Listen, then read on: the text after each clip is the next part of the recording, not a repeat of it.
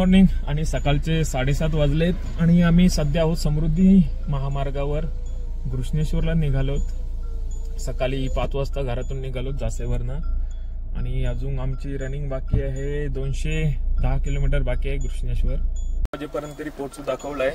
इथं यांना धुकं बघायला थांबले।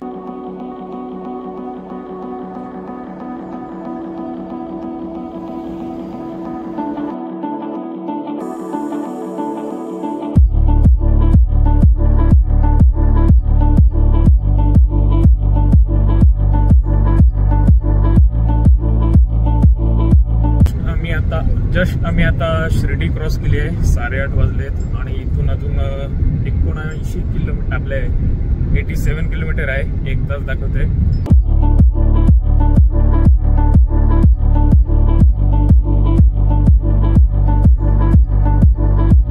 पंपच्या साईडलाच आम्ही इथं थांबलोत नाश्ता करण्यासाठी।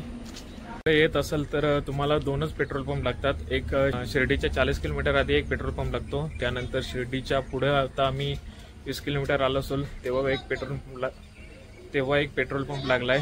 जर तुम्ही येत असाल तर समृद्धीवर चढण्या अगोदर तुम्ही पेट्रोल किंवा डिझेल फुल करून येत जा। आणि नाश्त्याला पण तेवढे थांबायचे स्पॉटच नाही। आम्हालाच आता हा दुसरा स्पॉट भेटलाय नाश्त्यासाठी, तर तुम्ही नाश्त्याचं देखील सोबत घेऊन आलात तर बरं पडेल। मिसल अजिबात चांगली नव्हती। तर आता झाले 9:30। अजून आमची रनिंग 67 किलोमीटर बाकी आहे। आणि कुंभमेळ्याला जाताना आम्ही इथंच जेवण केलं होतं या धाब्यावर। आता निघालो तिथून। आम्ही घरशी जेवण आणलेलं, धाब्यावर फक्त बसायसाठी गेलतो बस।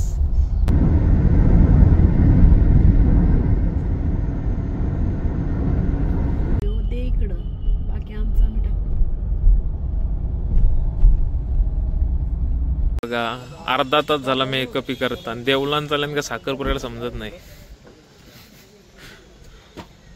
काय चाललंय तर इथून मंदिरासाठी एंट्री आहे आणि त्याच्याच बाजूला तुम्हाला 30 रुपयात पार्किंग देखील भेटून जाईल। ग्राउंड आहे पूर्ण। 10:30 वाजलेत। आम्ही घृष्णेश्वरला पोहोचलोत 10:30 वाजता।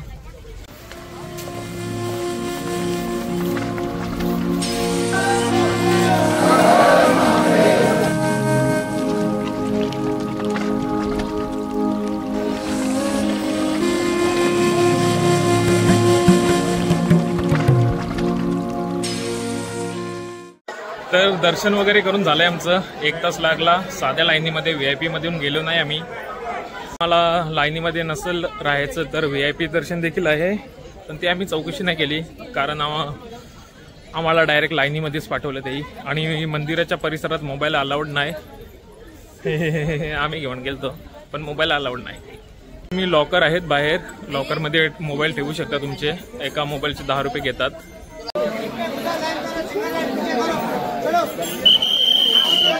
जर स्पर्श दर्शन करायचे असेल तर 11:30च्या आतमध्ये या।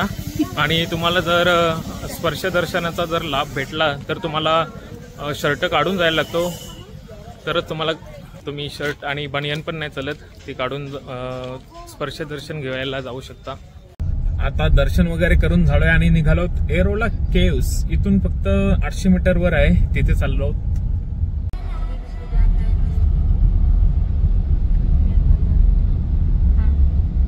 तर वेरूळची लेणी बघायला आलोत आणि तुम्ही जर आलात तर इथून येऊन पार्किंग आहे 30 रुपयात। इथं पार्किंग देखील करू शकता तुम्ही। काय खावाचा काय आहे? लिंबू पाणी।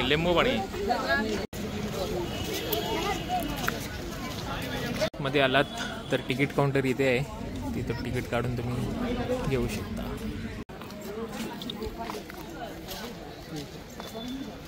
अजिंठा लेणी जर तुम्ही बघायला येत असाल तर ऑनलाईन देखील तिकीट उपलब्ध आहे, नाहीतर इथे येऊन पण तुम्ही काढू शकता। आणि जर तुम्ही टोकन घालवत तर 100 रुपये एका टोकनाचे घेतात ते फाईन म्हणून। तुम्हाला गाईड पाहिजे असेल तर गाईड देखील उपलब्ध आहे तिकीट काउंटरच्या बाजूलाच। 2,500 रुपये 2 तासाचे घेतात ते। जर तुम्हाला लागत असेल तर तुम्ही करू शकता।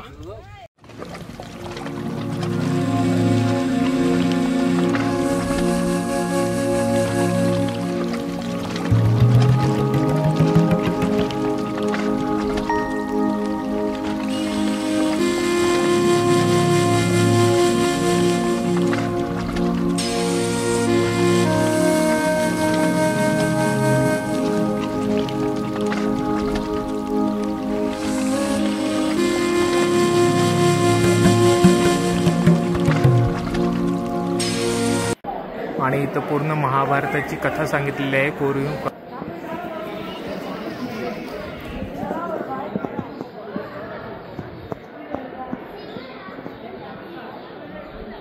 बाजूला रामायण कोरलेलं आहे पूर्ण.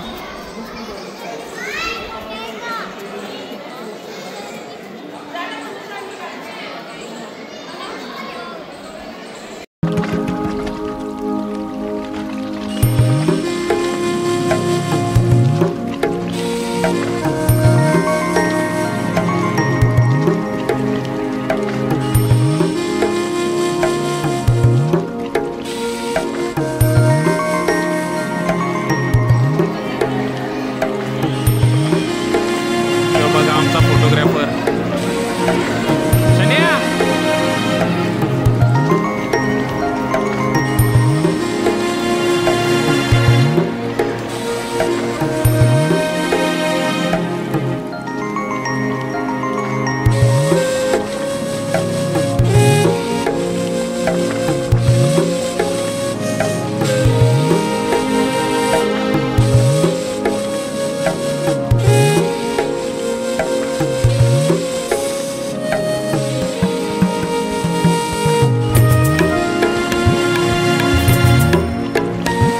आणि आमचं बघून झालंय आता कैलास मंदिर आणि जेवाचा प्लॅन चाललाय आमचा, कारण भुका लागल्या. 2 वाजलेत. 1 ते 15 इथून जायला रोड आहे गुफा बघण्यासाठी. बाकीच्या गुफा बघायला तुम्हाला त्या साईडला जायला लागेल. 15 ते 32 का किती आहेत. आणि मध्ये तुम्हाला कैलास मंदिर बघता येईल. 16 नंबरमध्ये तुम्हाला कैलास मंदिर बघता येईल.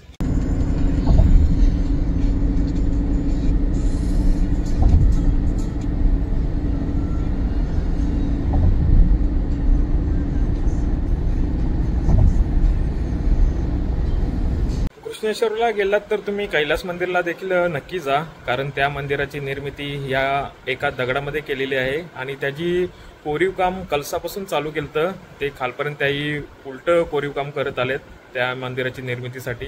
ते देखील तुम्ही नक्की बघा तिथं गेलात तर. आणि बाकी पण गुफा आहेत त्या तुम्ही बघू शकता. आमच्याकडे टाइम कमी होतं त्यामुळे आम्ही जास्त फिरलो नाही, तिथून लगेच निघालो. आणि येताना आम्ही शिर्डीला पण गेलतो. मुखदर्शन घेऊन आलो. मी नाही गेलो, मी गाडीत झोप काढली मस्तपैकी, कारण गाडी चालवायची होती. बाकीचे सर्व जाऊन मुखदर्शन करून आले आणि रात्री आम्ही 11:30 पर्यंत घरी पोहोचलो. जर तुम्हाला 1 दिवसासाठी जायचं असेल तर तुम्ही सेम ट्रिप करू शकता. आणि जर तुम्हाला वस्ती करायची असेल तर तुम्ही शिर्डीला वस्ती करून शनी शिंगणापूर किंवा येताना त्र्यंबकेश्वर देखील करू शकता. त्यानुसार तुमचे 2 ज्योतिर्लिंग एका ट्रिपमध्ये देखील होऊन जातील. जर व्हिडिओ आवडले असेल तर व्हिडिओला लाईक करायला विसरू नका आणि पुढच्या व्हिडिओमध्ये भेटू.